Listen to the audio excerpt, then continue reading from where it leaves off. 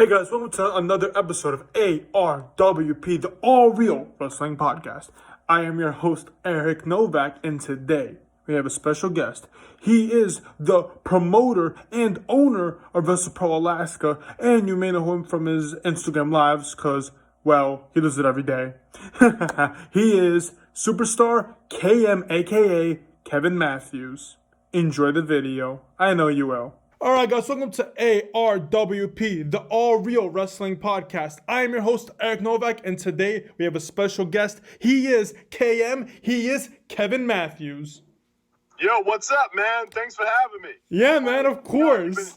This guy's been blowing me up for months and years and centuries to be on this podcast, and I finally found the time. I'm in my car, as you can see. I have a very busy schedule. I had to pull over to make it happen, but I made it happen. I told you one way or another I'd make it happen. I'm here. Awesome. All right, so let's get into this. I know you wrestled literally everywhere and everyone, so tell me the earliest match you can remember. I want to know what was like your first ever wrestling experience in a ring. Oh, my first ever match was in March 18, 2000. Damn, saying that now makes me sound so damn old. We're in 2020, the 2020, the worst year ever. That 20 years ago, though. Woof! I'm getting old. I remember when I was young, I was looking at all these people. I was like, wow, the old-time wrestlers. Never really thought that I would actually become one of the old-time wrestlers, and I'm slowly creeping into that realm right now. Now when people tell me, like, how long have you been wrestling? I'm like, oh, damn. At one time, it was like 10 years. Now I'm like, I kind of don't want to say it because I'm like, 20 years, like, oh my God, whoa, how old are you? I'm like, oh, damn it, shut up. So March 18, 2000 was my first match. It was at my school where I began training in Brooklyn, New York. It was just some nonsense. I mean, listen, Pat Buck says it the best to new students looking to join school. They said, if you're lucky, in 3 months, you'll be able to have a really bad wrestling match. Like, that's the question. Like, when do you think I'll be able to have my first match? Like, if you're lucky, in 3 months, you could have a really bad one. All right. That was I started training November 99, and if you do the math, November to March, that fell into pretty much that same time range and time realm, and I had a really bad, not even singles match, really bad. There was like 12 of us involved in that match and stuff like that, but I don't know. I think maybe one of the 12 people from there, he still dabbles in wrestling, but no one else, none of the other, that would make, 10 others are even involved in wrestling. So I'm the last of the Mohegans on that one. All right, that's interesting. All right, so we're going to get to more of the interesting questions. We're going to get to what's the largest card you ever worked, because you wrestled literally everywhere. What's the largest card you ever worked? I want to say it's everywhere. After watching your Instagram lives, I want to say it's everywhere, because I've seen your entire career on Instagram Live, basically. Instagram Live. Freaking. So what was the question? So the largest card ever worked, and then we're gonna get to the smallest, and then my favorite one's the last one. Well, the smallest is one person. I've wrestled in front of one. Actually, technically, no. I've done custom matches where it's in front of nobody, literally nobody. There's nobody there, just for the camera. So but as far as paying audience, one fan. LIWF Doghouse, one fan was in the crowd. The wrestlers started filling up the rest of the crowd to make some noise, but there was actually legitimately one fan in the crowd. So that's an easy one to remember, the number one. But the largest one, I don't know. I've never done any of these like crazy 50,000 people things, but I've done WWE work. So whatever those arenas held, when like I did some extra like enhancement matches and stuff like that. The Wachovia Center in Pennsylvania was pretty packed for SmackDown. And stuff like that, where I did a Velocity match.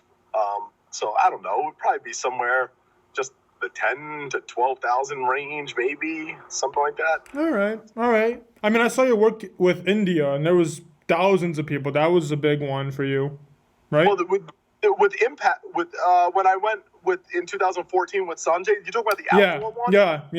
There was 3,500 there. That was fun. With Impact, it was in a studio. In 2017, that was in a studio. So there was the same thing as like in Orlando. There was only maybe 600-700 people there. But the first one, the outdoor one, there was 3,500 there. That was amazing. That was pretty wild. All right, interesting. All right, now my favorite question, it's what was the strangest place you ever worked? And when I mean that, I mean it could mean the ring, it could mean the place, the people you were working for or with. What was just the strangest place you've ever had to go or get booked or even participate in a match? Because I've heard answers from weed festivals to concerts to wrestling in an actual boxing ring and how you can't do any wrestling moves. And those all sound cool. I've trained when I started training in Gleason's gym. Gleason's gym's a boxing school, a notorious boxing school. That's where Johnny Rod's freaking school was, and he didn't even have a wrestling ring. He didn't even want to spend money on a damn wrestling ring. He just used one of the boxing rings, like 22 by 22 foot boxing ring. You know what it's like learning how to bump in a boxing ring? That took years off my life. Yeah, but how do you do springboard moves off that? The ropes are. The ropes were spaghetti noodles, and it was a boxing. It was a disaster. So that school, I don't even want to get into that. That thing was a mess. But finally, now at least I know I've seen videos and stuff. They have a real wrestling ring. So the students probably bought it themselves to save years of their life. The concerts and stuff. That stuff sounds cool. No, as far as strange places that she wants to go, sorry, I just got a message. I said she wants to go. No, strange places that I've wrestled in. I remember this one company, I forget the initials, random 3 initials, J something, but probably when I started, maybe 2002 or a couple of years after I started, where I was just wrestling for anybody, thinking it was cool, like getting bookings, like, I got a show here, Dude, I kid you not. This thing, it was a legitimate living room because, the actual locker room was a real kitchen.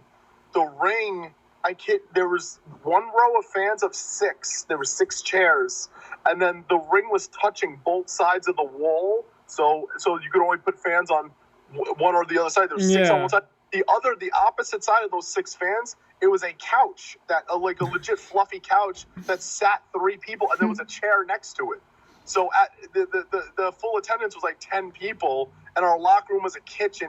I think it was a living room. I think it was somebody's legitimate real-life living room. They took out the furniture. And so that sticks out to me, where even to this day I look back, I'm like, what the hell was that? So, NXT in your house. No, it was legit in your house. And then I remember I remember doing an outdoor show in the parking lot of like a supermarket in Connecticut in like 2000, maybe 3 or something around there, where I kid you not, there's like, you're making your way to the ring and there's little old ladies going by with full shopping carts of groceries and like walking by you as you're coming out in spandex, and like that was pretty weird. It was pretty weird too. So I don't even know if they pulled a permit for that one because the shopping supermarket was still open. It seemed like they just set up the ring in front of the supermarket. That was weird. And our aisleway, our locker room was a truck, the back of a truck with a tarp hanging over it. That sounds very familiar to, I don't know if you've seen it, but it was on WWE Network. It was the story time with those rustlers. Like, it's like an animation kind of thing. And Daniel Bryan told a story very, very similar to that. Like how he was in a van in a tarp, like almost very similar to that. I mean, it's a real thing that definitely happens across the country and stuff like that. When I didn't wrestle on the only supermarket wrestling show. I mean, Heidenreich and Alabama Doink.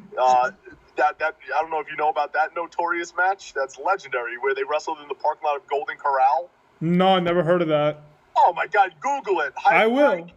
Versus Alabama Doink, Golden Corral. That match is amazing. It's better than the Steve Austin versus Booker T at the grocery. Oh my man, they're not even in the same. When I say amazing, I don't mean like Steve Austin versus Booker T, ring work wise amazing. I mean the opposite, amazing. Like the worst train wreck where you can't stop watching and you're watching with your jaw on the floor. Yeah, it's pretty amazing. You have to see it. All right, I will definitely check that out. Thank you. All right, let's get out of, more of the independent scene and get to like the company signings. You managed to get to WWE, which is amazing because not a lot of wrestlers have gotten through there. Tell me your experience with WWE and, the challenges that you had to deal with there that necessarily you outgrew in the other companies. I mean, I got looked at a lot throughout 2005, I think something like that. I did a little TNA enhancement work in 2004. Then WWE started booking me throughout all of 05. Then they sent me down after like 30 appearances or extra work with WWE. They sent me to Georgia where I was did a week tryout at the Deep South Wrestling Camp, the developmental school they had, and they gave the nod of approval, signed me, sent me on my way over there. And I mean, my story is well documented. From 15 years ago, 14 years ago, however long it's been, where me and Mr. Biltamont, we did not see eye to eye. I did not agree with his training methods, and I mean, that's all water under the bridge and in the past now. But like whatchamacallit, I don't know what my future would have been there had that place been different. Had I went to OVW, it could have ended up the same. I could have made it a superstar. Who knows? But I'm not one to dwell on the past. I've done that too much over the years, but it was just not. I did not have a good experience there, but neither did a lot of people in that particular time in that developmental. I mean, it's a lot different nowadays. Think for the better with NXT the way it is, and the changes they made, and the way they train talent, take care of talent, look after them, and stuff like that. So, like they fixed what was broken virtually, and they turned it around and made it better. And Triple H building that PC and stuff like that, like literally they just took it to the next level with trying to groom talent for the future and stuff like that. So unfortunately, like I didn't get to experience what's going on now, which is the right thing to do. I went through the system when, you know, it was just not, it was, I mean, I don't know how else to phrase it other than it was like broken. Like the one, it was awful. It was a horrible experience. The stuff going on there was not okay. Like, I mean, the people that do Dark Side of the Ring, there was a thread going on Twitter, like where they're saying they might do one on this because like they want to gather more information to see if this is worthy of a Dark Side of the Ring. Because dude, it was the people that were there know what I'm talking about. A lot of fans could say bitter this, bitter that, which they did until other stories started spilling out and leaking out, and then everyone started pulling back because I was one of the most vocal people. Where if there's only one person saying the story, then it looks like he's, you know, it's a 50-50 if he's telling the truth. But then now that so many people have the matching identical stories, I don't think any fans are really disputing what we went through over there, which was pretty horrible. So my experience, but again, you live and learn. It didn't break me. My time in WWE was cut short. I like to believe I have a good relationship. I've done work with them since over the last couple of years, and I feel like I have a pretty good relationship. I'm not like blackballed out of the company or anything like that. And then from there I lived and learned and grew, and then I kept trucking it out, wrestling, you know, started running shows, started doing the promoter aspect of things. Then I got signed to Impact Wrestling, and you know, my career took a bunch of different paths and stuff. And I still have a lot of other stuff on the table that I'm doing. Like I'm probably going to be a lifer. I can't see at some point just being done with the whole thing. And ring work wise, yes, but I'm going to be involved in wrestling one shape or another. I like challenges, and I like creating, and I like being a visionary and stuff like that. And like that's what my whole Alaska stuff that I'm doing. I like thinking outside the box and not just being complacent. I don't want to hit up promoters saying, "Hey, book me," and you know, give me $50 and all. They're like, I'm past that point where I have a good brain. I have a good creative mind for this. I've been around long enough where I like to sit there and look at blank canvases and say, like, what can I paint on this? Let me see what I can do. Like, doing the impossible. Like, the Alaska thing was deemed pretty almost impossible to pull off, and I pulled that one off. And we will get to that, though, because that's an amazing show. That's an amazing roster. So we'll definitely get to that. We'll also get to the promoting, how you got promoting, where, you know, what found you. But let's stick with you for a second, because you brought up Dark Side of the Ring, and I join your lives almost every night, which is basically like a tradition now since this whole thing happened. And I want to know your take on this. Since you brought up Dark Side of the Ring, the Montreal Screwjob between, Bret Hart, Shawn Michaels. What do you think about it? As a person who's been in this industry, who's examined it, who knows the people in it, how would you determine what that was? Well, I mean, I was always a Bret Hart guy, and in 1997, I was, 13, 14 at that time. I remember watching it, being a little confused as to what the hell happened. I mean, we've used Bret Hart now on a multitude amount of our shows. Multitude, I don't even know if that's right. Sound right? Multitude amount of our shows. We used him multiple times on our shows in New Jersey, and we just brought him out. I brought him out on December to our Alaska event as well. But at no point did I ever. I'm not going to go up to Bret and say, "Hey, tell me about the Montreal Screw." You know what I mean? Like, he'll look at me like, "Are you joking right now?" So, I mean, again, same thing in Impact. I was with Earl Hebner over there, and I had a good reputation and with Earl Hebner, and we talked and shot the shit all the time.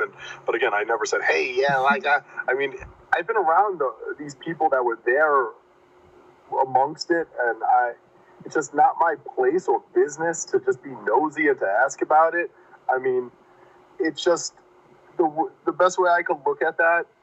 I think it just summarizes the politics in wrestling and a lot of this backstabbing, this politics, and there was then, there was way before that, there is today, there is 100 years from now. It's something that's going to live in wrestling forever.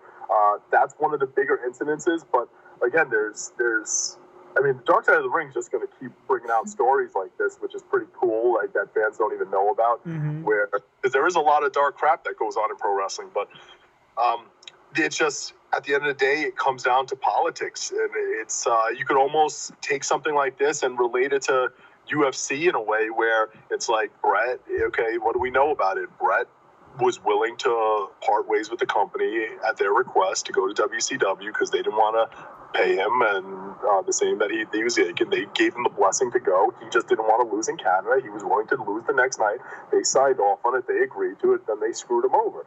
UFC does the same thing in some aspects where a fighter says, "Hey, well, I'll fight this guy for this much," and then they go to the other fighter. The other fighter wants more money. They don't want to pay him, but then they change the situation and they contact somebody else, slide him in, strip this guy of the belt, and then they spin it all around, and then they put out a different story where it's like, oh, this happened because of it, but it's not the truth. There's politics in MMA the same way there is in pro wrestling. The same. I mean, I'm not a big sports guy, but I guarantee it's just in every sport like that. People are gonna, especially when you're talking about dealing with money and going against the promoter's wishes and stuff like that, that's when people are going to start getting screwed over and stuff, because cooler heads aren't always going to prevail with situations like that. Like, all these years later, it seems like, I mean, Bret's been there a million times now since, and it's, I think the bigger story would be Owen Hart involving his family rather than the Montreal Screwjob. But I think everything's just water under the bridge at this point, and everything. I think that's all forgiven, and it's at the end of the day, I guess you can just say it was just business. It was business on Bret's end not to lose in Canada. It was business on Vince's end to screw him over, and they all felt what they did was right at the time. And so, I mean, again, it's not my business to really ask. And no, yeah, I didn't mean to get into. I'm a hard guy. I didn't mean to get like the answer. I didn't. And the question wasn't like, did you ask them? I know that you see wrestling in a different way than fans do, since you're in the business. Because I've listened to you talk about wrestling. I've seen the compassion. I've seen the amount you would go to talk about a topic. So that's why that was just something that interested me. That's a good, like, one of those conspiracy theories that I really thought would come out of you. All right. Let's get to Impact. Let's get to where you are with them right now, because if I'm not wrong, just a couple, I want to say months ago, they were in the New York, and you did a little bit of backstage for them. Did you not? Yeah, I was there. I helped out. They used Pat Buck's ring and stuff like that. I got a bunch of our students booked on the show.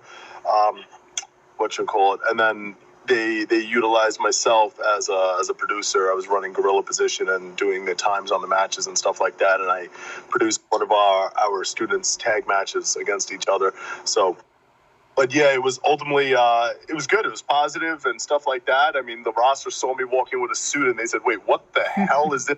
In this guy in a year, and he shows up in a suit, and he's office now. What?" So that was kind of that reaction was pretty hilarious. Aside from that, no, it was good. Like, listen, like I had one time, like me and I butted heads with them a little bit on social media. Like I stood my ground. I'm very vocal. I'm very passionate, like you said, and I'll stand my ground with certain things. And then then I mean, cooler heads, like I said, just like cooler heads will prevail. It's all business at the end of the day and stuff like that. People are especially when you get a bunch of passionate people about the same sport and the same business. A lot of times, almost like politics, they'll collide and stuff like that, and they'll start freaking screaming and yelling at each other. And I butted heads with them about past experiences, like nothing crazy. I had way worse experiences in WWE. My 2 years in Impact was fun. I had fun in Impact. I got to travel, see a lot of places. I went back to India for a second time. I went to Canada a bunch of times. And Vegas, I've never been to Vegas. They took me a whole bunch of places that I've never been before. And I got to hang out with a lot of my buddies. And it was very laid back. It wasn't the stress like that I had when I was in developmental with WWE. Like I had a lot of friends there. I was friends with The Office. I was hanging out with Scott D'Amore and Sanjay Dutt all the time, and Josh Matthews and all of the guys there. And it was fun. I didn't leave there on bad terms. I didn't leave there bitter and angry. Like ultimately, they still tried to book me after my contract was up. And what made it fall apart? It wasn't a money scenario and stuff like that. It was my body was falling apart. Like when I was doing the tag match with Follow thing, a lot of people was like, "Hey, well, you should have been pushed to main event. You should." I said, "Guys, what you don't realize is I was okay with the tag stuff because I was falling apart. Like my body was hurting so bad, and just being protected in that goofy comedy tag gimmick with Follow was actually a saving grace where I could do minimal amount of work while trying my best to recover, because like I was really the first year, especially the first year when we were filming like 2 weeks of TV on top of the explosion matches, on top of the one night only matches, and like the lesser known guys were the ones doing it, like myself, Brad Sutter, Fowler, Shira, all of these people, Rohit. We were getting thrown in multiple matches to fill in these other matches that they needed content for. They weren't putting in the top guys like Eli Drake and EC3 and these guys. They were filling it with us. So we were wrestling 3, 4, 5, 6 times a day, insane amount of matches a day. And then you're timesing this by, on a short loop it was 4 days, but on a long one it was 6. So sometimes you were doing like 3, 4 matches a day times 6 days in a row. Like, dude, I already was doing this 17 years at this point. I was starting to fall apart. Like, and luckily there was, after a 6-day taping, you didn't have to film again for a couple of months. Mm-hmm. So that was a saving grace. But I'm not even kidding. For like that next week or so, I was walking around like some brittle old man that couldn't even get out of bed, like that needed a cane. And it was rough. And, so that's when my contract, I had in my head, I was like, I can't re-sign another contract until I make right with myself, and like I need to recover. I have to physically recover. And then I've been using that whole time and dropping weight, getting in shape, and I'm planning on fall. I'm going to make the trip out to Colombia to get the stem cell work on the knees done and to start really trying to, I've been doing a lot of DDP yoga to try to get a lot of my years back, because I'm just gradually falling apart day by day. But now I'm feeling better now than I have in so freaking long. So this time away has actually done me extremely well. No, yeah, you definitely look better. You're bigger. You go to the gym. Now the gym is open. You're finally there again. It's not open. Gym's not open. But not in Jersey. All right. Well, wherever you go. Wherever you get your way in or whatever, but, you're making it work. You're making yourself, still become that big-ass motherfucker that we saw on Impact and, in the independent scene. So, what I loved about it was your gear with Fall Out. That was the funniest thing. Was that your idea, to put Dexter on your like pants? to put my Ferry, Dexter on the gear, was that part was my idea, but I forget who it was. It might have been me that said, like, I would get, or I don't know if it was Sanjay or myself, said, like, I think Sanjay said, imagine you wearing the sewer thing. I said, I'll do it. And he said, are you serious? And then I remember, I don't know if it was me that came up with it or someone suggested it as a joke. And I said, I'll absolutely do it. Congo Kong's the one who actually made that gear. He makes gear. Wow. Oh yeah, it looked really well with the tag team, because when you have you and you have Fowler, it's a little bit like, are they really a tag team? It looks one side, but when you both came out in that same gear, that was like the funniest thing. It was the coolest thing. I loved it personally. That was pretty hilarious. Okay. Yeah, no, us wearing I think because the idea was at that point I was in really good shape. Me wearing a sumo outfit was so stupid it didn't make any sense because I'm not sumo. But then it's funny too because then I got complacent and like in that outfit I was like, yeah, it covers my stomach, and then I kind of half-assed my workouts, and I actually towards the end I started gaining weight, and I was like, yo, dude, and then Fala started getting in shape. I was like, yo, we're literally reversing roles right now. I'm really becoming a sumo. It works. All right, let's get with what I want to know is because you're really big in the independent scene. You know what's going on in places. Who are a few talents we need to look at? Like for people that are listening to this, who are a few talents that we need to start looking at more? Like it's Ricochet or like it's, because back then the independent scene was small.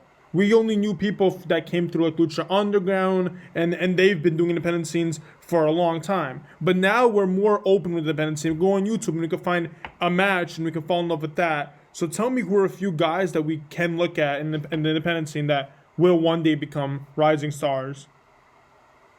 Well, I don't, believe it or not, I actually don't literally watch all of, I'm not good with that where it comes to watching all the Pro Wrestling Guerrilla and all the other stuff. But I mean, all of the top talent has pretty much been taken at some point between Ring of Honor and all these companies that are everyone. It's a good thing in wrestling where you have a bunch of companies are trying to sign people left and right to exclusive contracts. But there's a lot of good untapped talent out there. But on my end, I'll just speak on behalf of our guys where guys like Anthony Bowens, I've said a million times, needs to get a contract, and it's almost a professional wrestling crime that he does not have a contract because he's TV ready, he looks TV ready, can cut a promo, looks like $100 billion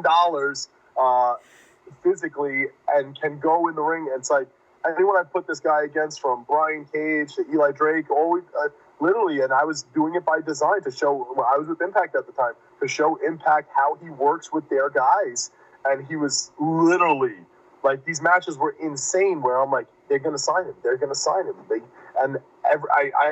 went to the office multiple times. I said, you need to, like, dude, like, what the hell, man? Stop bringing in these like former like TV guys elsewhere and paying them a shitload of money.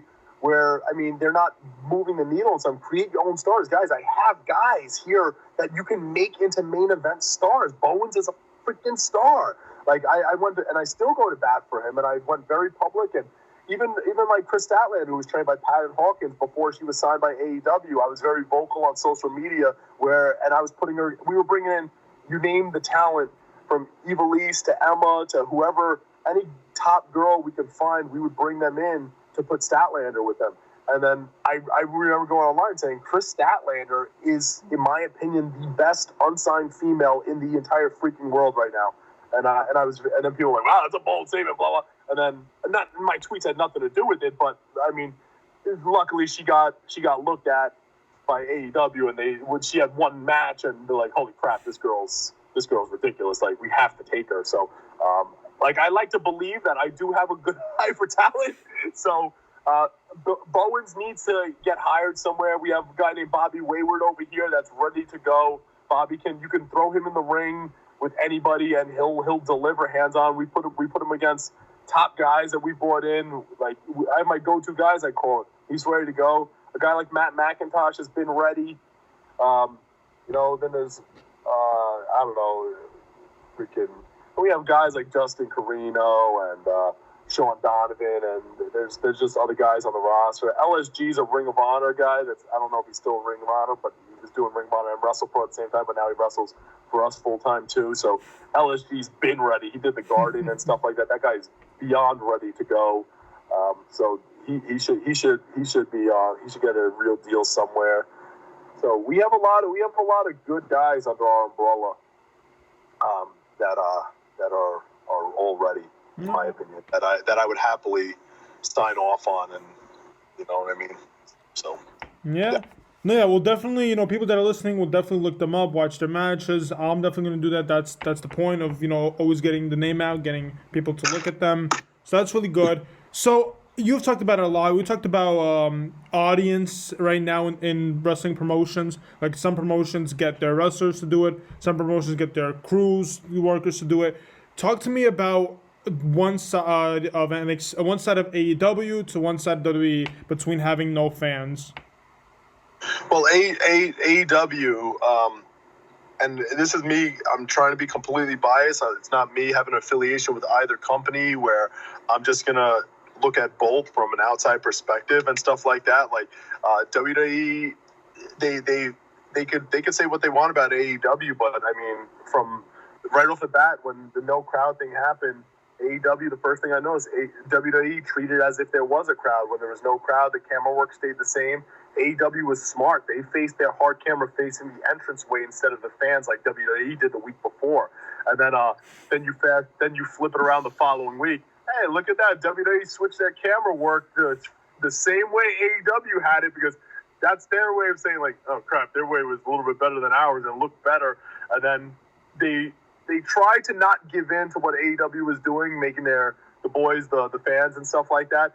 But just the energy came across so much different on TV that they ultimately had to bite the bullet. But they added the plexiglass to it, and they made the cardinal mistake that I've been very vocal about, where it's not only is it corny, it's humiliating for your talent.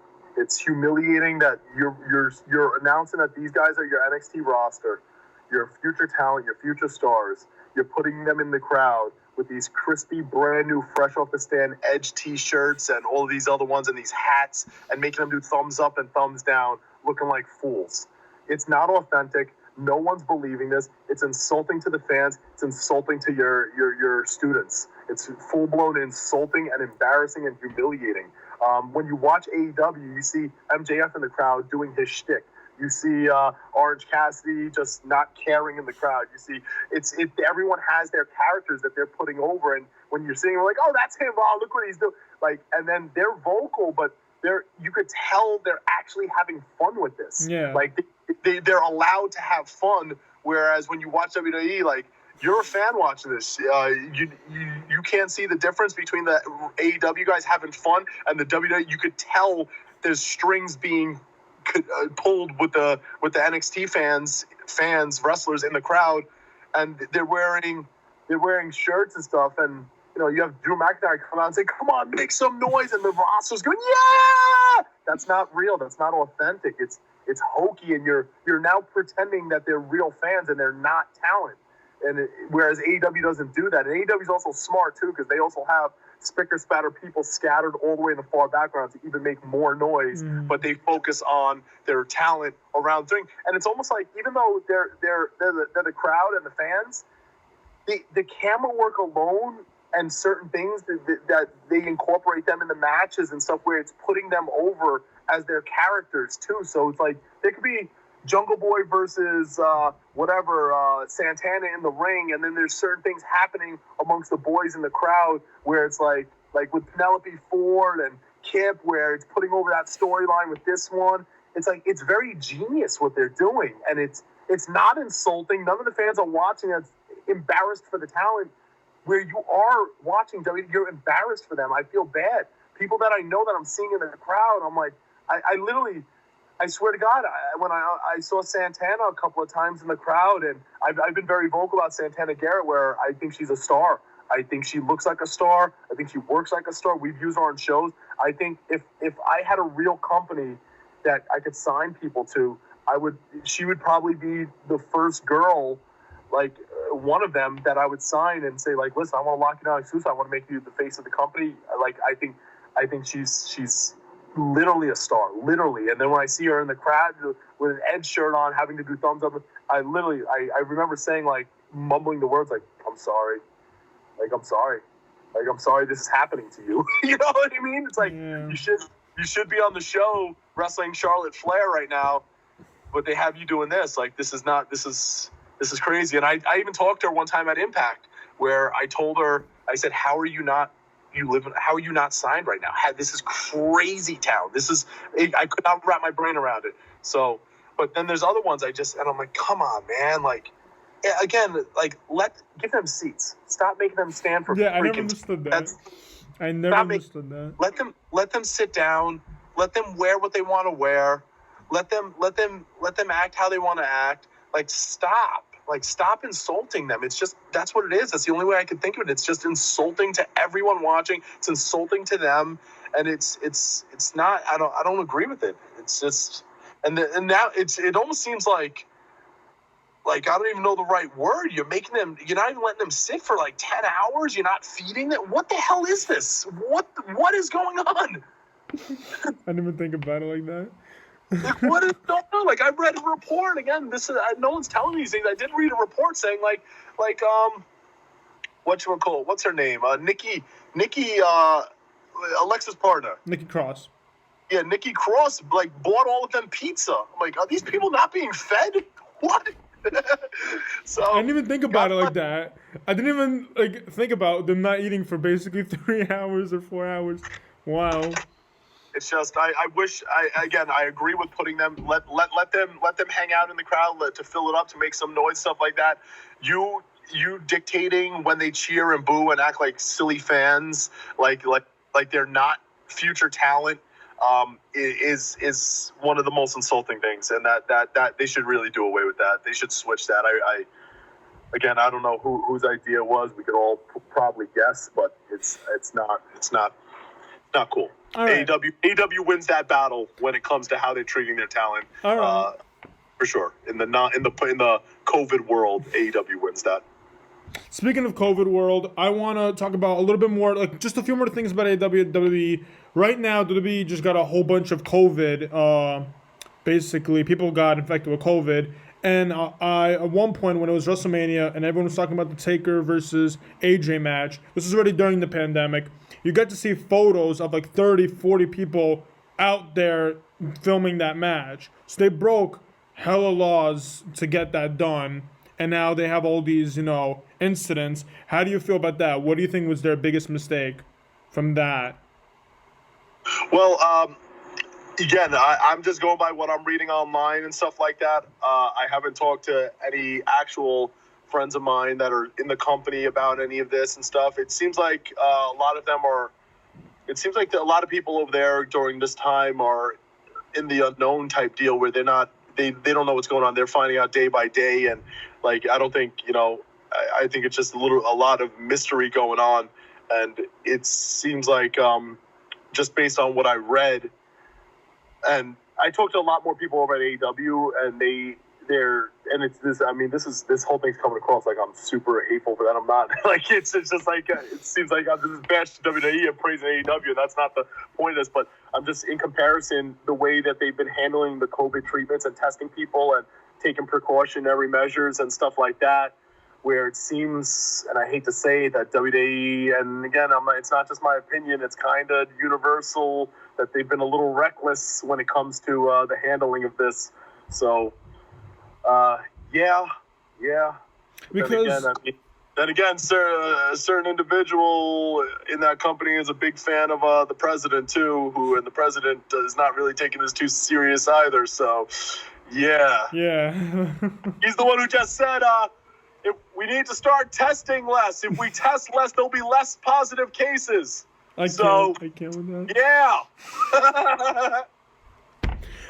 Yeah, the reason why I bring this up is because, right now we just got word that Renee Young is positive, and, Moxley still goes home from AEW. So now it's like, this could be a whole monopoly right now. This can get to a whole bigger deal, even though AEW is definitely taking it a lot more serious. They have tests, and you see that by watching, Sammy's vlogs. You see how he goes through all those tests. So yeah, there's you have to be serious at some points, and that's definitely what WWE didn't take seriously enough. Last thing I'm gonna get with these companies, and I'm gonna talk more about you. It's the AEW Dark. I'm a huge fan of seeing independent talent, new talent, like Robert Anthony, for example, someone who's been in the independent scene for a very long time, and we just got to see him recently, on AEW Dark versus Moxley, Cage. He did stuff with Spears. How do you feel about, them always getting a fresh amount of talent? Like, they already have huge roster, but they keep getting more guys on Dark and more of a push. Well, you got to understand that AEW is a company by the boys for the boys type deal. Like when you have like the Bucks hooking up their people and Omega hooking up his, Cody hooking up his, and then you have the guys on the higher end, like the higher end talent over there, like whether it be Adam Page or MJF or whoever, like they're putting in words for their people, and then like it's pretty cool. And Tony Khan's a cool dude. Like I had the benefit of hanging out with him one time, like in Miami, where I met up with Janelle and he was with Tony Khan, and that was my first interaction. Tony Khan is a cool freaking dude. So yeah, I mean, you could tell that he's a big wrestling fan too, and he'll literally probably just listen to all the concerns or ideas that the talent has, and and again, it's a company for the boys, by the boys. It's not an old school mindset where it's, no, we need this. Everyone's doing what I say. Like, it seems like it's a team effort, and it comes across that way on TV. It comes across fun, and it reminds me a lot of, like, even watching the shows and stuff like that, it reminds me similar, with more structure, but with ECW, where ECW just looked like chaotic fun, where just, like, so much is going on at the same time. It's like, what the hell is this? This is awesome, man. It's just, like, freaking... just like a good time, man. Whereas other companies don't come across that same way. So it doesn't surprise me that a lot of they're utilizing a lot of people. Like they give everyone contracts? No, but I mean they'll throw bones and give paydays and give matches because they know how much it means to be able to say you work for a company like that, or they'll just fill it in with all of their guys. Like, yeah, bring in different guys each week and give them matches, and they make sure they give these guys matches when they come down. And I think it's just such a cool thing, man. And like I said, it just, from all accounts, I haven't been there, but it just seems like it's a fun place. That's just what everyone gets out of working there or being there. It's just fun. It's not the same stressful headache, walking on eggshells, paranoid. Like, it's not that same feeling. So it doesn't surprise me, and it's a good feeling though to see a lot of the guys get used. Well, a lot of our guys got used with WWE over the last year too. When Pat Buck was over there and stuff like that, he got a ton of the WrestlePro guys booked over there, which is all. I love seeing them on TV too. It's just refreshing, especially with AEW though. Like, because some of those matches on Dark, those things are long. Those things aren't 6-minute like squash matches. Some of those matches are back and forth, 8-10 minute matches, and it's like, wow, when do you do that? When do you bring these non-contracted guys and give them that kind of ample TV time? So it's just pretty dope. Yeah, well, you haven't been there yet, because who knows what the future will hold. We might see you on an AEW roster. Who knows? But since you did bring up, you love seeing people on TV, I want to know your reaction, because I don't think you've given it, and I want to hear it. What was your reaction seeing Leroy on TV? As a fan, what was your reaction? Just eating watching a movie or whatever, and you just see him on TV. Well, I knew he was physically there. I did get word beforehand that he was physically going to be there. But to see him in the crowd, and they actually. My favorite thing is them showing him. And by the way, this is being recorded. I don't know when this is going up, but today's officially Leroy's birthday. So happy birthday, Leroy. To see him getting shown, and then Jim Ross putting it over, he's like, nasty Leroy, better sit down. He's going to have a heart attack. He said something like that because Leroy got up and he started dancing like a lunatic. And then on top of that, then when Janelle, my favorite part is when Janelle hits the elbow off the top, because Excalibur's one of the boys too, so he knows, he's smart to what's going on with these IG lives and all this other stuff. He follows it all. Janela hits the elbow on Cody, and then Cody kicks out at 2.5, and then Excalibur's like, the Janela zone almost jumped out of their seat, and Jim Ross like, what the hell is the Janela zone? And then happened to just show Leroy at that exact moment, and then Excalibur's like, that right there. Yeah, but that's the thing about, AEW, so much, little things go into that, and that was such a big, thing for Leroy, especially the Janela zone, everyone who's watching that. So, as we get to AEW, do you feel like and this is the last question concerning AEW and WWE and all that. Do you think that Janela will keep Leroy more as like a manager kind of thing, since it's like part of the humor? But man, I have no idea. You're talking to the wrong guy. Janela is a mad scientist of pro wrestling. Janela has these insane ideas that 99% of the people before he started blowing up, including myself, would have been like, bro, that will never work. It's crazy. And then he makes it work. It goes viral. And I learned not to doubt anything that kid says anymore, because he can come up with the most ludicrous idea, and I'm just like, do whatever you want to do, man. I have no doubt. Go. I trust you. Because his shit works, man. Like, even when some of his ideas where I try to play it out in my head, I'm like, I can't picture this working. I learned to just stop. He's a little mad scientist. So I don't know if Leroy's gonna end up in AEW. I don't have no inside info on that whatsoever. It seems like Janelle's doing a Sunny Kiss deal, but we do have Leroy on our Alaska show. Janelle wants him there. He's gonna manage Janelle against Marco Stunt. I'm not even gonna produce that match or agent it or anything. I'm literally gonna say, I don't care who goes over. I don't care how long you want to go. I don't care what Leroy does, whatever the hell you want to do, just whatever. Don't even tell me, surprise me. I still can't believe that happened. That was just like a week ago or 2 weeks ago announced, and that's still a shock in so many ways. But let's get to it. Let's get to Sumo, Alaska, because that's what you're basically, or you own that. You're basically the head promoter of it. That's my thing. So.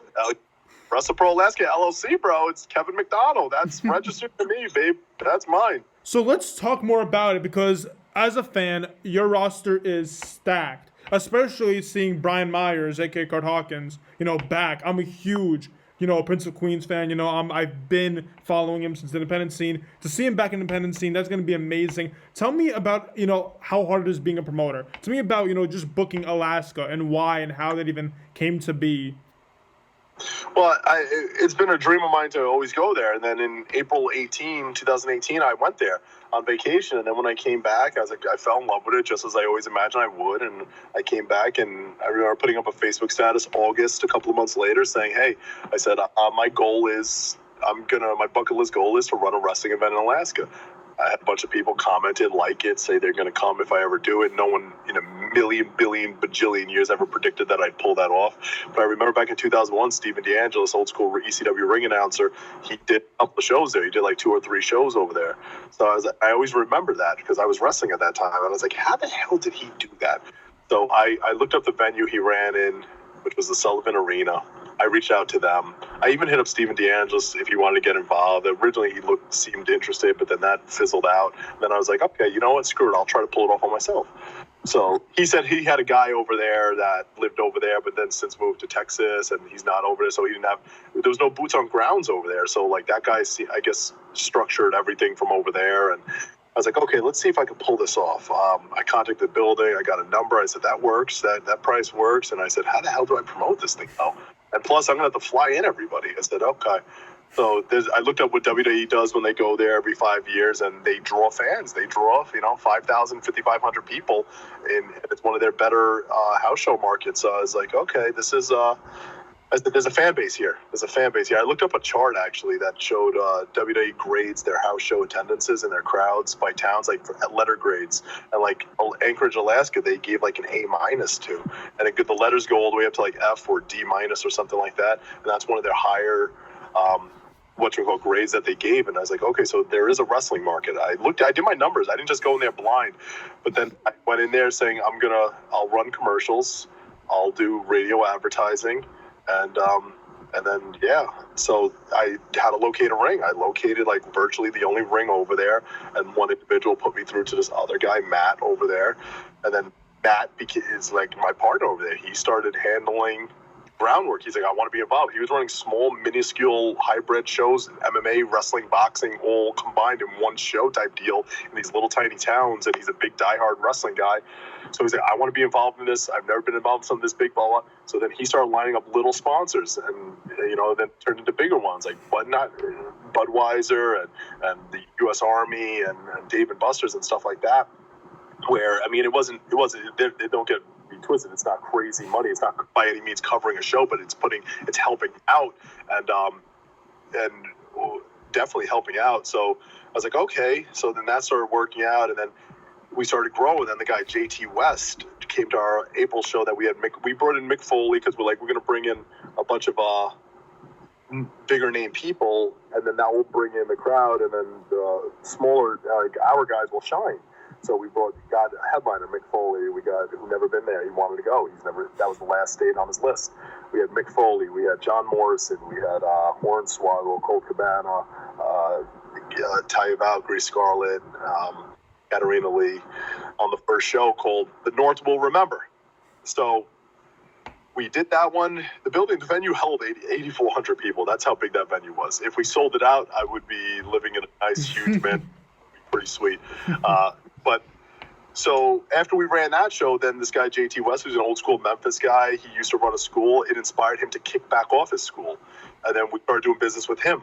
So then once he started running the school, now he went from 3 students. He has upwards of 20 students. So now I have boots on the ground over there as far as kids going out. They'll put up the posters. They'll do this. They'll do that. And I feature his guys in student matches on our show. So now they have reason to join his school because they'll get to wrestle on our shows, and then they do the paying due legwork out there and hanging posters and stuff like that. So, and now I have even more sponsors on board.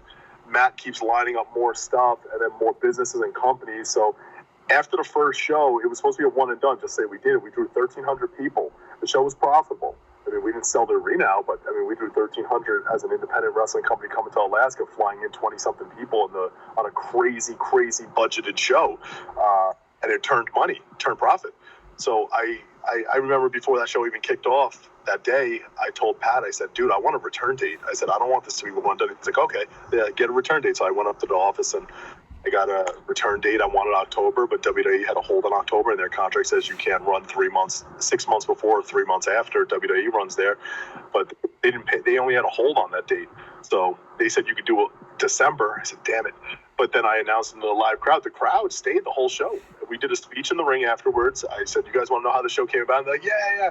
They started chanting, please come back, Wrestle Pro, and then I said, well, you guys want us to be back? And they thunderously screaming for us to come back. They don't get this, so they're so thirsty and appreciative. That's the word that I use to those fans. They're so damn appreciative because they don't get this over there. And that every fan that came over to us, like, thank you for coming. We appreciate you. We appreciate you coming. Thank you. So when I announced that, I was like, before the show started, I went and got a return date for the fall. Crowd went freaking ape shit. They went crazy. So then we announced a return in December. We brought in Bret Hart and stuff like that. We drew close to 1,000 that show. So it seems like our range, and that's December. That's when it was frigid cold. I mean, just the thought of pulling off a show in Alaska in December, think of that one. We call that one I Heart Wrestling. I love wrestling, but it was Bret Hart. I thought it was pretty freaking nifty. So that was pretty wild. That was Bret Hart's first time in the Sullivan Arena in Anchorage, Alaska since 1989 when he wrestled Mr. Perfect in that building. And then that was that match. He said that was his best match ever with Kurt Hennig, and he never got to. It was never recorded. It was never videotaped. It was a house show. I said, shit, that sucks. So, but December we hosted the first ever ladder match in Alaska. It's never been done in Alaska wrestling history. We did a ladder match. We suspended our belt. So we did Anthony Bowens, Matt McIntosh, LSG, and Bobby Wayward in a 4-way ladder match, and they blew the freaking roof off of that building. Bowens got the belt. And then it's cool because I videotaped it as it happened, and I quickly threw it on a Wrestle Pro page over here that has 26,000 people, and so all of our fans, they were up to date as soon as it happened, and they're like, holy crap. It almost seems cool too because I run the Wrestle Pro Alaska page, and we also have the Wrestle Pro page, and then it's like, how do you cross promote these? And I thought if anybody else said they were doing this, I would say you're out of your mind, but somehow, some way, I'm able to do it, and the fans are following what's going on, and now what I'm doing is I have our camera crew coming out with us that were out for the GoPro Wrestling guys who are amazing. We're going to live stream the September show on our Facebook page, on the regular Wrestle Pro page, for all of our fans over here and around the world to actually watch what we're pulling off over there, because we have a lot of AEW guys. We have DDP, we have Gangrel, and a bunch of others that will bring in the viewers. And it's September. It's close. It's the free wrestling show. It's on YouTube. It's going to be on streaming for free. And so a lot of eyes will get on it. But I think most importantly for me, a lot of eyes will start seeing guys like that I just named, the Bowens and stuff like that we have, that will shine bright on this show, where like they'll be like, oh yeah, I know Janelle, I know Orange Cassidy, I know him, this one. And they're like, I'm not that familiar with Dion Roosman versus Anthony Bowens. They look good. Let me see. That match was awesome. Those guys are great. I kind of want that.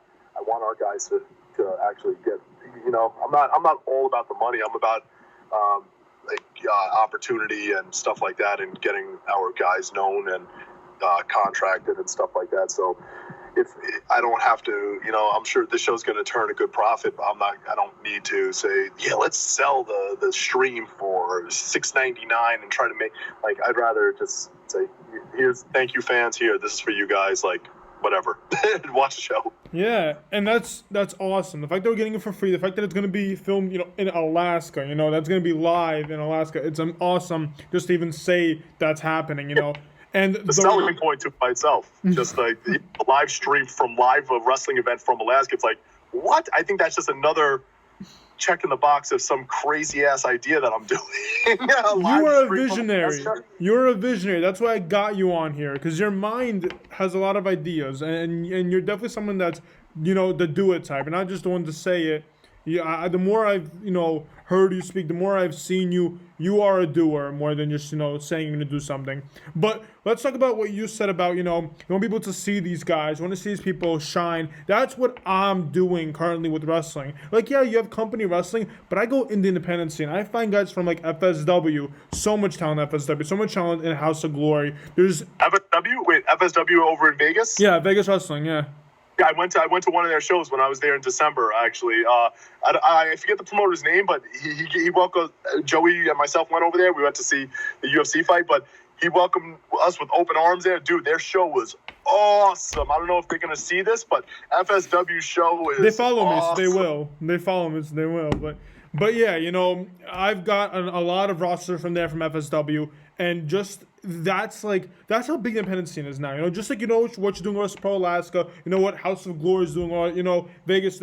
It's all so powerful that the company doesn't really. At one point, it used to be like, oh, I'm gonna go to WWE show because it's the only thing that's in wrestling, or ECW or stuff like that. Now you have schools everywhere with fresh talent, fresh faces. That's the best thing. That's the game plan again, because I'm also I don't know if my in-ring career is done. I don't think it is. I think I have a little bit left in the tank to do, but at the end of the day, I'm always going to double dip. I could get contracted tomorrow with somebody. I never stopped throughout my entire Impact run. I never stopped promoting shows and running shows and stuff like that. So whether I go back to Impact, I sign with AEW Ring of Honor, or sign with nobody, it doesn't matter. I'm just going to keep doing what I'm doing and keep creating and making what we have bigger over here, building up the WrestlePro brand. And then especially my bread and butter is the Alaska stuff, because again, there's a million companies in New Jersey and stuff where I like to think we're one of the more prominent ones, along with GCW and stuff like that. And there's a lot underneath us. Our name kind of holds weight. A lot of people want to work for us. We've done a pretty good job at building that up. But there's just such a rush for me to keep building something in this land that doesn't have anything. And I'm now a wrestling school formed because of us, and now students are becoming wrestlers over there, and they're going to be, their first shows ever are going to be amongst these juggernaut shows that were never in Alaska before. Now their first shows, there's now wrestling training there because of us, and now these people are going to be on shows with the likes of a Mick Foley, Bret Hart, DDP. For a new student in a state that is forgotten about, that doesn't have any wrestling, and that it's just to know that I was crucial in playing a part in making all of this happen is just so much more rewarding than just doing a televised match somewhere or a nice one-day payday or something like that. So again, it's the beginning trial. I said the first show made money. It did. The second show, unfortunately, we did take a little hit, but it's a trial and error and after that, it wasn't me saying, oh, screw this. I turned around, I registered the name, put it under mine. It's all right. I was like, I'm taking the good from the first one, the good and the bad from the second one, looking at numbers, looking at this. And then I was like, clearly I'm not going to draw 8,000 fans. I'm going to draw between, 1 in 1,500. So let's do their sister building. Let's run their venue that holds 1,100 people and sell it out. Let's bring in a little bit less people. Let's bring in a little less higher value people. Let's do a little bit more of this. Let's get a little bit more sponsors. Let's do it. I'm just going up and down with stuff, and numbers wise, it's actually working out extremely well, and this show is going to be a smash. And I'm super, super stoked for it. And then I already have December 5th on reserve as well. And my game plan going forward, instead of knocking out, 2 a year, is going to be to do at least 3 to 4. I would like to do every 3 months, would be the main plan. But I also announced what another plan of mine was, not because since all these guys are coming out, instead of doing one show, let's try to tackle 2 towns to make it really worth it, since we have 20 flights coming in, virtually probably 80% of the show are flights coming in. So my partner out there, Matt, he lives 3 hours away in a town called Soldotna. So he's putting together, and he did it already. It's already locked down, a show the night before. So now our guys are going to come in. They're going to knock out a show in Soldotna, 3 hours away from Anchorage, and then the following night ended rock out in Anchorage. We have the after party at Coots, which is one of our sponsors, a big bar over there. We go there. Then we go to the Great Alaskan Bush, the Gentlemen's Club. It's our routine. They all know we're in town. We do the after party at Coots, and right after that, we go right to the Great Alaskan Bush. The dancers all know us. It's crazy because it's like a wrestle vacation for guys, because they're over there, but they're living like rock stars. They're not on the road with any major company and stuff like that. We're all over there. We're all brothered up, hanging out, freaking good time, Alaska, it was snowing everywhere. We're at the bar, at the strip club, It's like, this is, and the smiles on everyone's faces and the appreciated fans that are there, even at the bar after the show. Thank you so much, fans going up to all the wrestlers. Let me buy you a drink. We thank you so much for coming out. Dude, fans were coming up to the damn merch tables, not buying merch, and giving the guys $20. Saying, no, here, we know you guys traveled a long way. Here, we don't want anything. This is just for you guys. I've never seen that. Who the hell's giving $20 with no merch? You'll see, look, there are places that do things differently. But yeah, those are genuine fans who, want you to come back and need wrestling in their lives. Because there's so much places that you wouldn't know desperately don't have wrestling and don't. But, I am curious, what's the full match card? And if you don't have the full one, what's the matches you could tell us that we're going to see?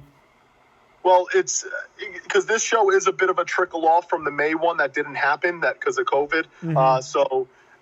There's a couple that are staying put. Leroy is now going to manage Janelle against Marco Stunt. So that match is going to happen. It was always Janelle versus Marco, but now added Leroy to the mix. You're going to make Leroy start being managing with Janelle. That's what's about to start happening in every event. I'm not doing anything. Anything involving this is Janelle's baby, his brainchild. Anything involving Leroy has nothing to do with me. The night before is a small show. I told Leroy, I was like, I might team with you just to do Thunder Buddies. That'd be funny. No one there other than my buddy Brian's going to understand what the hell that is. But, then Orange Cassidy versus Colt Cabana. That's going to be a good one. That's going to be a good one. For the title, which is a match this is the match that I'm most probably excited for, as far as the fans that don't know what to expect, but it's going to be insane. This guy, Dion Roosman. Iceberg Dion Roosman, he's a gem. He's a hell of a find. When we announced our first show in April over there, he's from Anchorage. He's from actually Wasilla, I believe, but Alaska, and he relocated to Seth Rollins' school fairly recently to train to take wrestling seriously. He actually, when Pat got him booked as an extra, Pat Buck, when he wrestled it was a squash match, but it was against Aleister Black when they were in Iowa. He was one of the guys. But the guy looks like $1 million. He looks like Roman Reigns mixed with freaking Aquaman. He actually looks like Aquaman, come to think of it, like with the long hair and stuff, that Hawaiian Samoan look. I think he's black and white. I think he's mixed. I mean, and he has like piercing blue eyes. The dude looks like a movie star. He looks like $1 million freaking bucks. So he blew us up, and again, like he's like, I'm from there, and I didn't take it serious. I was like, dude, like, what does this guy want? Like, on all forms of social media, this guy was like, would not leave us the fuck alone. And I was like, yo, dude, all right, yeah. I was like, I don't know. Sanjay Dutt's actually doing a seminar out in Alaska. I was like, if you want to go to the seminar and he okays you, he went back home to his family. He went to that seminar. He was gung-ho on getting on this freaking Alaska show in his hometown. So then he did all that, and I was like, yeah, I guess I'll throw you on. I wound up putting him against Chris Masters, who was on the show too. And then he did really good, and he looked really good. And he looked like $1 million. I was like, huh, okay, this guy has kind of like a certain... Then he hit me up, and because he's in Iowa, he's like, yo, if I bring myself over to Jersey, he's like, would you be able to book me on the Jersey show? And I said, yeah, and I put him against Justin Carino on one of our Jersey shows, and like the crowd started chanting Iceberg, and our fans are a little bit ruthless and bloodthirsty. They're not just like a family kind of crowd. You have to kind of earn their respect. Yeah. And I got over, and I was like, that's when it dawned on me. I was like, there's something with this guy. This guy has that it factor for sure.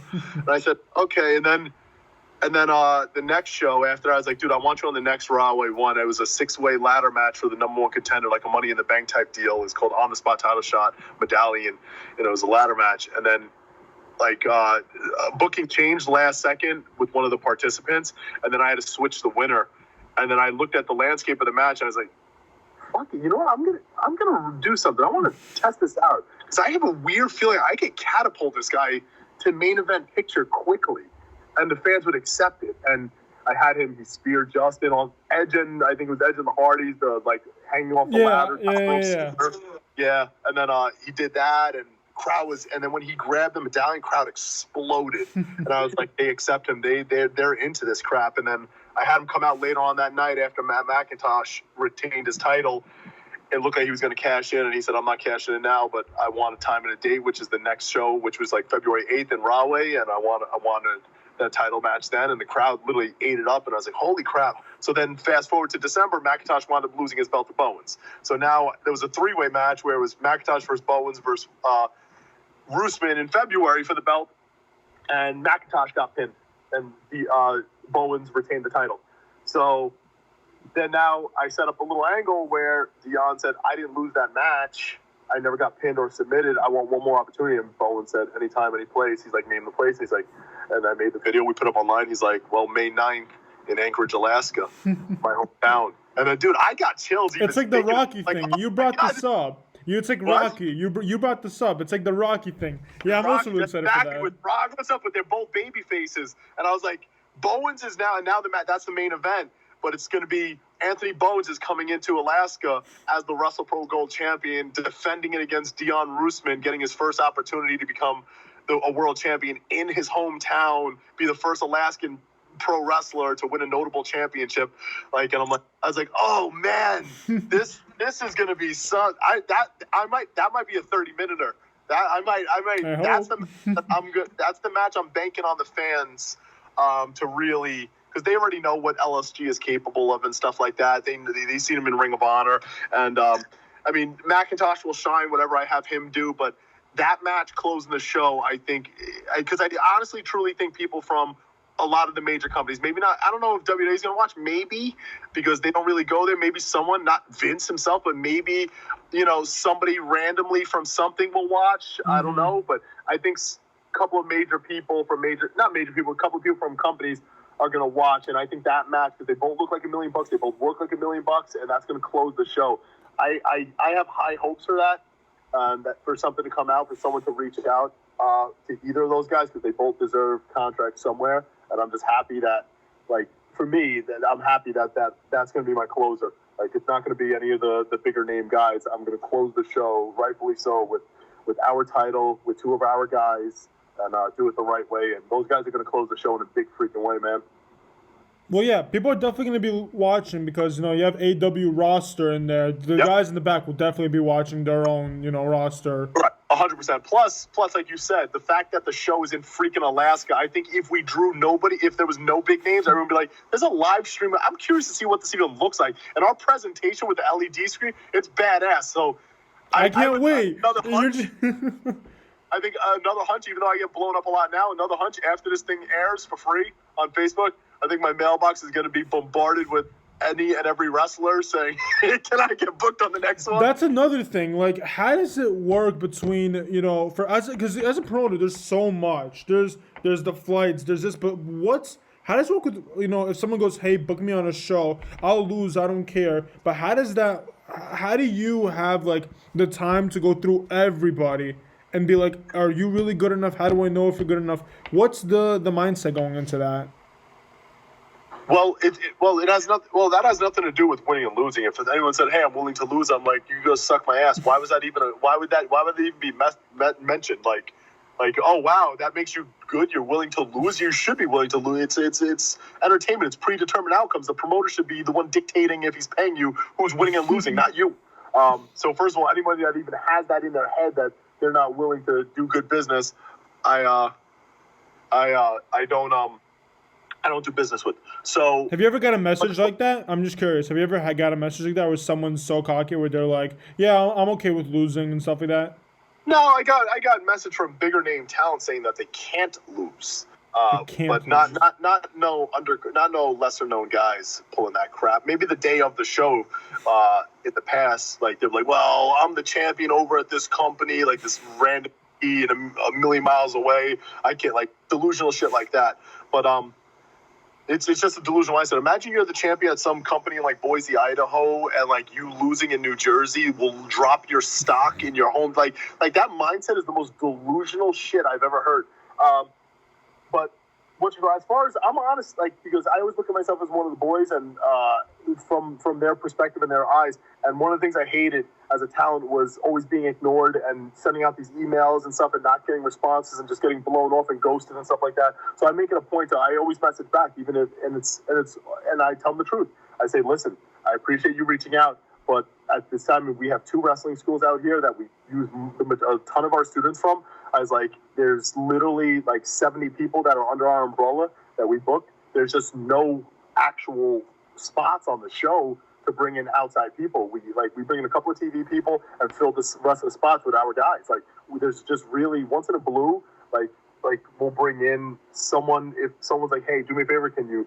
This person's a friend of mine." Like, and it's just some kind of business exchange where something like that will happen. But, like, as far as, like, "Hey, I live in Orlando. Like, I've been wrestling 4 years. Like, there's nothing. I can't help you with that. Yeah. Like, there's nothing I can do because of our structure and setup over here. Like, I mean, there's just no way to pull that off. Like, I mean, it's not like you physically being on the show is going to help move tickets or, like, you know what I mean? We have 1,000,001 guys to choose from over here, and some that I owe favors to, and some that have just busted their ass that I feel committed to, that I'm going to put first and foremost. So, I mean, and I'm honest, and they respect the honesty. They're like, "Thank you so much for getting back to me, blah, blah, blah." I said, "If you want to send over your stuff, I'll happily take a look at it. But I'm just being honest. Right now, I can't commit to putting you on any shows. There's 0 room to put anybody on shows." Yeah. I mean, it's more, being a promoter, it's a lot more than just that. There's so much on the line. So it's really awesome that, you got into this gig and you're definitely making a bright road, for this. Now you have so much going for this. There's, again, like I said, the fact that it's in Alaska, you're gonna have tons of views. It's gonna be huge. It's gonna be a huge thing. It's gonna be a really big project. I'm super excited for it. We talked a lot and we got through a lot. I'm really happy that you had time to sit down with me and do this. But I want to end it off with one thing, and it's a small thing. You have been on Impact. You've been there at its, highs, at its lows. Have you watched any of it recently to what they're doing? I have not since they've been on Access. And so I just little clips here and there online. I heard through multiple people that the show is getting really good, though. Yeah, that's what I was going to go for, because, Impact has changed in a big way from what it was just a couple of years ago, or what it was, at before Access, and with the amount of stars they have, with Tessa Blanchard being, the Impact champion, there's just so much going on. So I was curious if you're still, in contact or in like discussion with Impact on any future related, like, you're a promoter, so you'll definitely get your guys on there. You'll definitely try to help out. But is there any way that, Impact roster would help out your, school? Like, they'll to go to your, like, how you get AEW stars, it's possible to get Impact stars on your shows. Well, we've done that a bunch of times in the past. We've done co-promoted shows with Impact probably a good 6-7 different times where it was a split show. So we've done a lot of business with them. As far as like Alaska stuff goes, I don't know. I tentatively am working out something with like Ring of Honor for December, maybe. But if that falls through, I kind of like the AEW because AEW doesn't plan to ever run Alaska. Nobody really does. So I kind of like and AEW's red hot over there. The fans are loving the talent. So there's a lot of their guys that have reached out to me that I want to get over there. I'm buddies with Santana Ortiz. I'm planning on getting them out there. I would love to get Jungle Boy out there. You know, there's still a lot. I mean, obviously you're talking like Omega and Bucks and stuff. I don't know if I could ever pull that off, but I would. I'm buddies with the Omega too, but I mean, there's some things that even I can't pull off. But if I can, I would love to do that. But again, it's just, and they're okay. Like I brought MJF to the first one. He's Pat Buck's students. He main evented our first show. It was him, Janelle, and Pat Buck in the main event. So I had MJF out there. I had Janelle out there already. This time, I have now Cabana is coming back with us, and so it seemed like I could build a decent relationship, and a lot of their people, especially after I'm announcing AEW guys, have expressed interest in coming out and wrestling out there, and I'm totally cool with that, and I would like to make that work. So, like, as far as Impact, I don't know their reach out there. I brought out, like, I had Morrison he defended his Impact title the first show. That's actually another thing that I keep forgetting about. The very first show I had out there, John Morrison defended his Impact title. Taya Valkyrie defended her Impact title. The second show, Allison Kay defended the NWA Women's Championship, the first NWA title defense since like 1954 or something like that. That is when he defended it at Fairbanks. Like that was the first title defense of the NWA title in 60 years. You're making this is already so huge. I'm so excited, and I've definitely done a lot more research. Because at one point I didn't know what this was, and as I'm watching, this is definitely something that's going to be more than talked about. You know what I mean? For sure. All sure. So I'm definitely excited, man. And like I said, and this is just scratching the surface on what I want to do because it's still in its infancy. I did 2 shows, and now I have this third one coming up. Well, there's going to be the small one the night before, but then now it's just what I'm excited about is just doing business. Like doing business with AEW is obviously I'm not going to be able to do business with WWE going out there. I don't think Russ Pro Alaska hosting John Cena is going to happen anytime soon. Which is kind of funny because a lot of fans there don't know what this independent wrestling thing is. Or like one of them commented on like the Bret Hart poster and said, "What the hell is this show? Where's John Cena and Rey Mysterio?" Yep. God. Yep, and another person responded after I announced maybe Orange Cassidy. I think they commented and said, did Chris Jericho ever message you back? I'm like, when the hell did I ever message Chris Jericho? What? I was like, I can sell every organ in my body, and I can't afford to bring Chris Jericho out to Alaska. Are you out of your mind? That's come on. That's how bad it is. Man. But again, this is. What we're doing is so freaking rare, and I don't take anything off the table because there are so many people out there who never wrestled here where I wouldn't be surprised if somebody that I thought was out of my reach is like, yo, listen, I'll come in at a fair rate. I just never said I got to wrestle there, so if you don't mind, that's very possible too. There's a lot of people that have hit me up that said, dude, I've never wrestled. That's literally like the last state that it's usually that in Hawaii. But and it's funny too because I brought over Aleki and Rain, my buddy. Well, Rain was my buddy for a long time, who lives in Hawaii, is married to Aleki. They run the only operation in Hawaii. They brought me to Hawaii, and I brought them to Alaska. so I'm one of the very few people outside that didn't do it through WWE that can say they wrestled in Hawaii and Alaska. Yeah, memories and historical things always come together. Well, what you're doing, you're building walls that are gonna be talked about for who knows how long. Before I end it off, I am curious because talking about Alaska, and I just had a realization. Matt Cross is like one of the biggest guys in Alaska. That's all he talks about. I remember when I had him on a podcast, he only talked about that. That's his favorite place where he likes to wrestle. So have you ever got any comments from people going like, "Are you guys gonna get Matt Cross?" Stuff like that? M-Dog 20 Matt Cross? Yeah. Matt Cross told me that he's never wrestled in Alaska. I had him in the pod and he brought up Alaska. Well, he's told me, did you just out him over here? He's told me countless times that that's the last state he's never wrestled in, that he's been dying to wrestle in Alaska. That could have been what he said, though. That could have been actually what he said. But man, if I find out that this guy's been wrestling in Alaska this whole time, don't quote me. I'm not. Do you see what I'm doing my work? Don't quote me on here. This guy's got a blue check mark. I don't. Don't quote me on here. Because he messaged me actually not too long ago after I announced this coming show, saying, "Hey, blah blah blah," and like he said that it's his last state. But what you would call, like, I like Matt Cross. Matt Cross is a nice freaking dude. He's such a good dude, amazing wrestler. I told him, I said flat out, I said, my man, I said, if I can't get you on December, the first show in the new year, like the first quarter, I'll have you on that. You have my word. So I do intend, if this was pending that he said he's never been there before. No, I promise. Look at, bro. I started this in March. You can't quote me on this. You can't. But here's what I'll do for you. When I upload my Matt Cross video, I'll send it to you. And if you have the interest, you can watch it for yourself and see what you do. Either way, listen, my man, either way, I like Matt Cross. I was going to do it regardless, but yeah, I trust him. All right, awesome. All right. Well, yeah, we're basically done. You've told me everything. Is there anything you want to say to the fans before I end it off here? No, not really, guys. You can follow me at Superstar KM on all forms of social media. You can follow WrestlePro on Facebook, WrestlePro Alaska on Facebook.